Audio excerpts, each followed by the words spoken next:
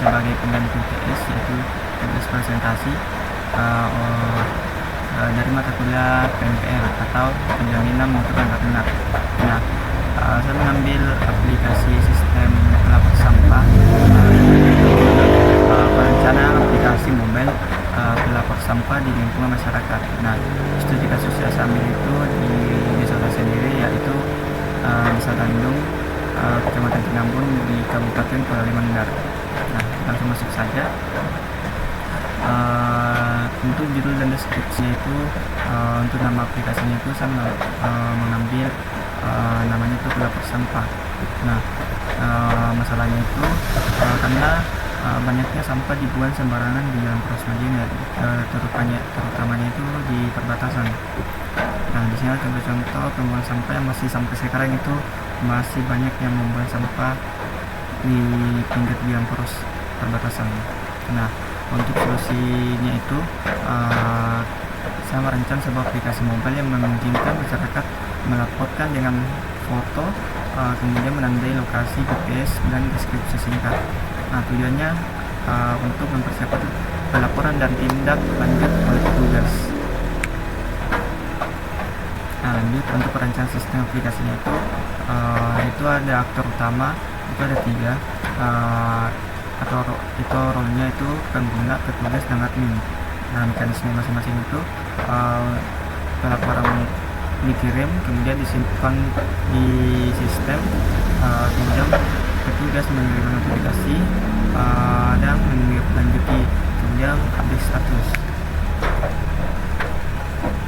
Nah, di aktor pertama itu pengguna itu pihak yang membuat laporan di tempat kejadian.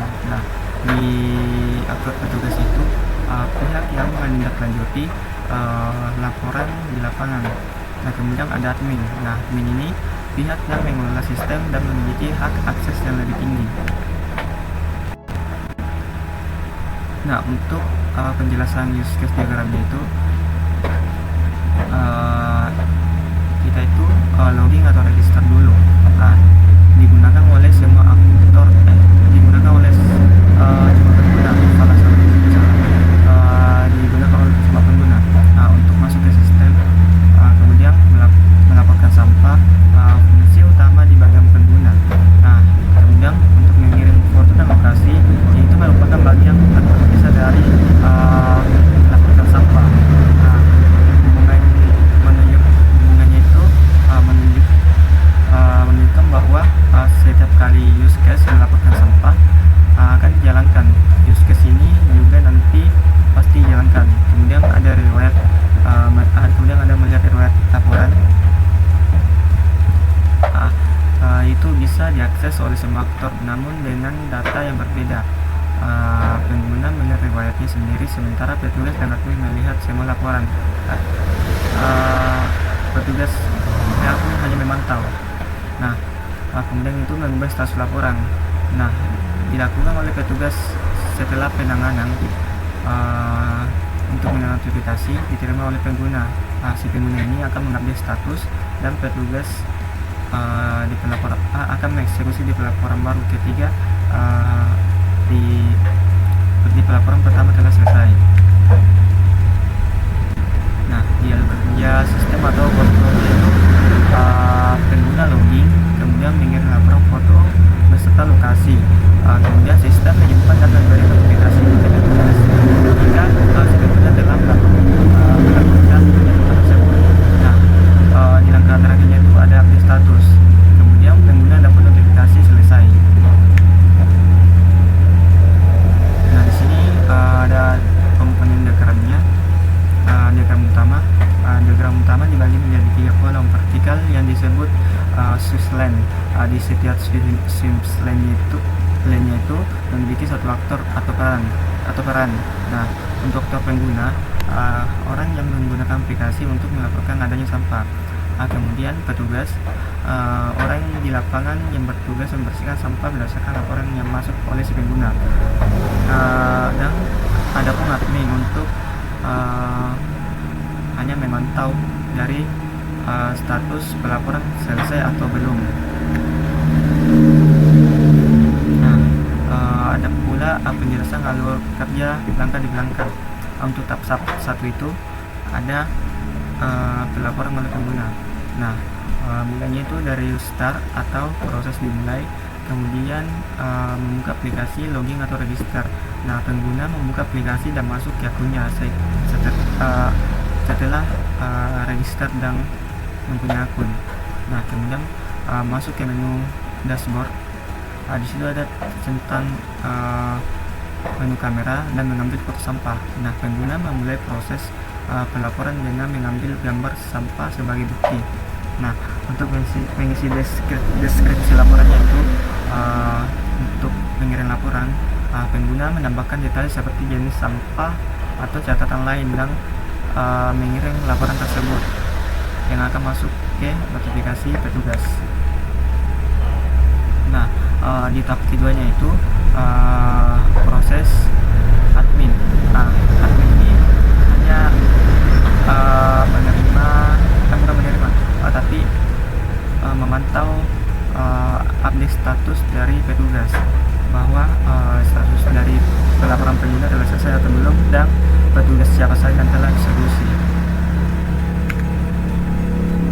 Nah, untuk tahap 3 oleh si petugas untuk menindaklanjuti.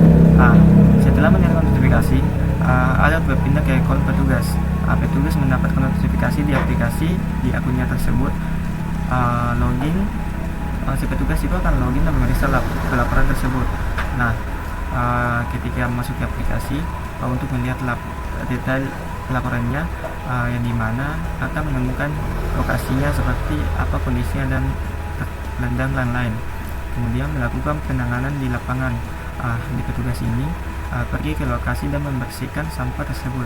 Ini adalah tindakan di dunia nyata dan mungkin akan yang telah terjadi. Nah, kemudian ada update status laporan menjadi selesai. Setelah pekerjaan selesai, petugas kembali membuka aplikasi dan mengubah status laporan tersebut menjadi selesai. Nah, selanjutnya itu ada tahap 4 atau tahap penyelesaian.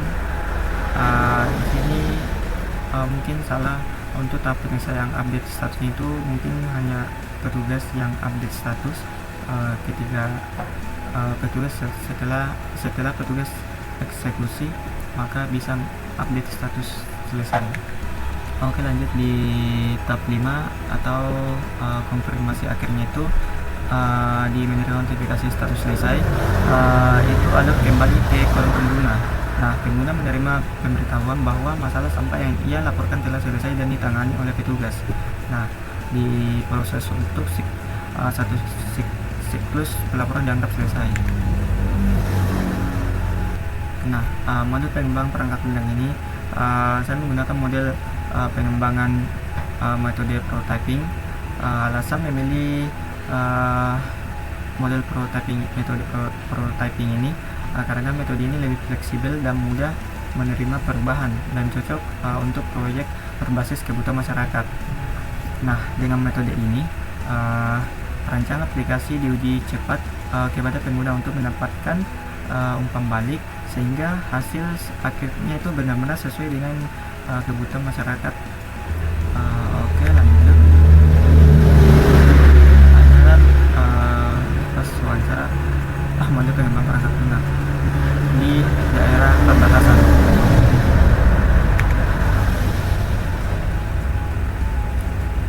Nah, untuk fitur-fitur aplikasi dan fungsinya itu yang pertama itu adalah login dan register pengguna.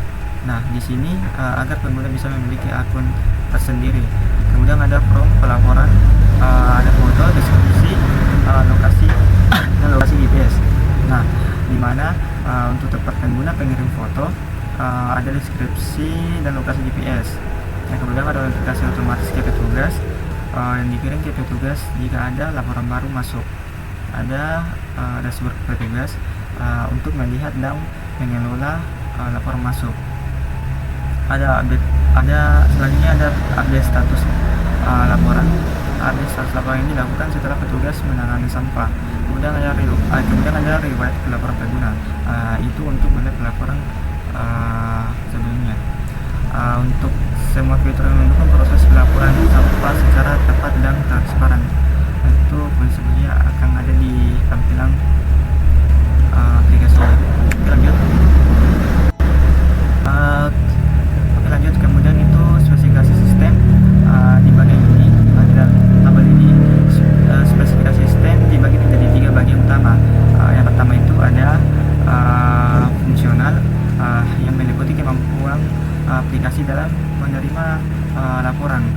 menyimpan data, mengirim notifikasi, dan memperbarui status pelaporan. Kemudian ada non-fungsional. Non-fungsional ini untuk mencakup keamanan data pengguna, kemudahan pengguna, kestabilan sistem, dan kecepatan mengirim laporan. Yang ketiga itu ada teknis, yang dimana aplikasi dikembangkan bisa menggunakan Flutter dan Flashbase sebagai database, digunakan melalui Android Studio dan diuji di perangkat laptop, smartphone atau Android. Oke, lanjut di proses validasi perangkat lunak. Di validasi perangkat lunak itu dilakukan dengan metode user acceptance testing atau UAT. Di dalam tahap ini, pengguna dan petugas mencoba prototipe aplikasi secara langsung.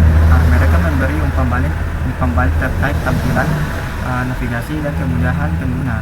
Berdasarkan hasil uji, dilakukan beberapa perbaikan tampilan agar lebih intuitif. Hasil validasi menunjukkan bahwa sistem telah memenuhi kebutuhan pengguna di lapangan. Oke, lanjut. Itu untuk tampilannya itu ada login dan register. Kemudian itu masuk ke dashboard. Di halaman dashboard itu ada menu home, kamera, profil. Untuk dashboard pengguna, untuk adminnya itu ada cuma home dan notifikasi. Untuk adminnya tersendiri itu cuma ada home dan status pelaporan. Home pelaporan itu ada foto, deskripsi, dan lokasi. Yang keempat itu ada status pelaporan. Masuk di lingkungan uji testing environment itu, proses pengujian dilakukan menggunakan perangkat laptop.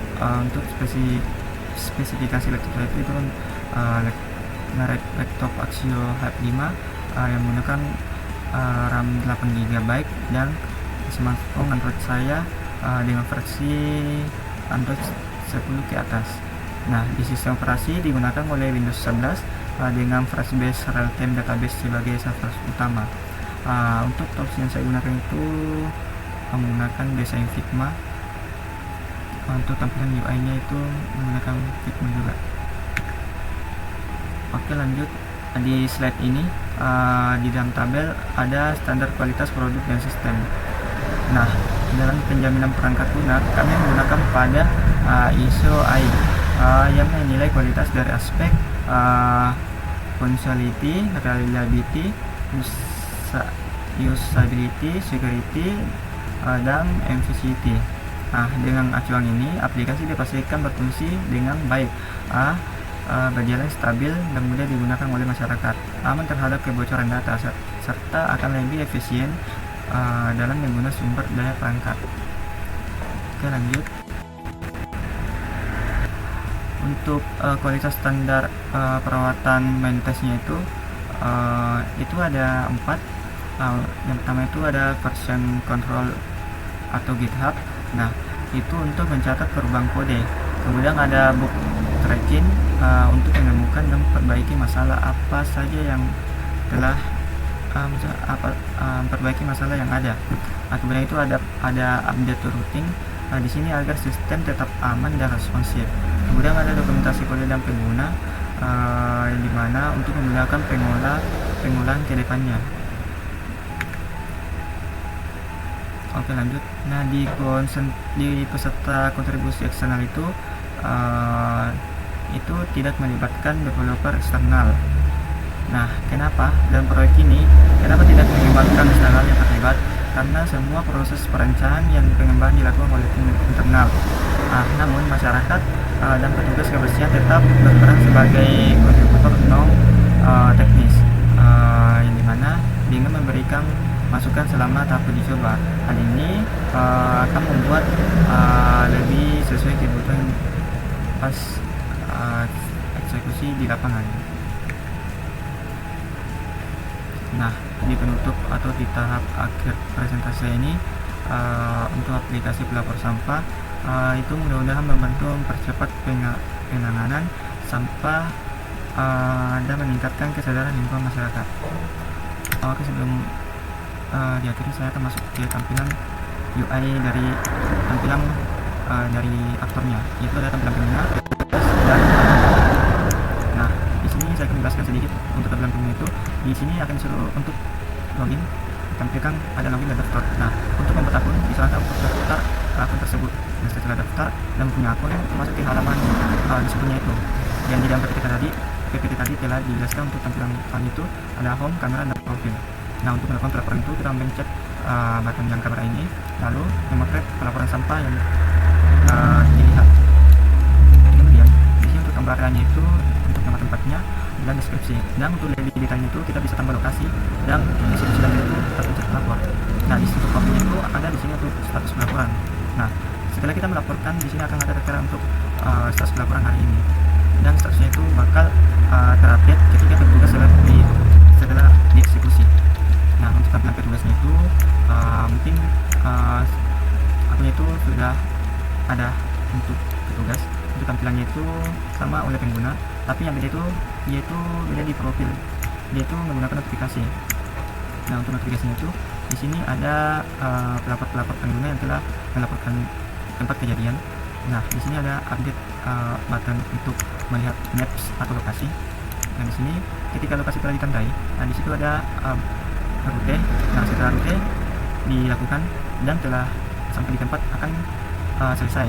Nah, setelah selesai kita bisa kembali masuk ke notifikasi atau pelaporan oleh pengguna. Di sini ada button untuk update pelaporan. Setelah itu kita akan mengupdate-nya apakah selesai atau belum. Ketika kita pilih selesai, ini akan masuk ke halaman status pelaporan si pengguna, yaitu selesai. Nah, untuk tampilan ini itu cuma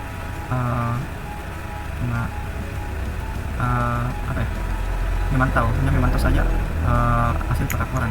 Nah, di sini pelaporan itu artinya itu akan berubah. Maksudnya itu statusnya itu selesai. Kemudian jamnya itu akan untuk jamnya itu juga akan tertera di sini. Lalu untuk petugasnya itu akan tertera juga petugas siapa yang telah eksekusi. Nah, sebagai contoh di sini ada alamat jalan Proses ini. Seharusnya itu telah selesai. Jam eksekusinya itu jam 9:10.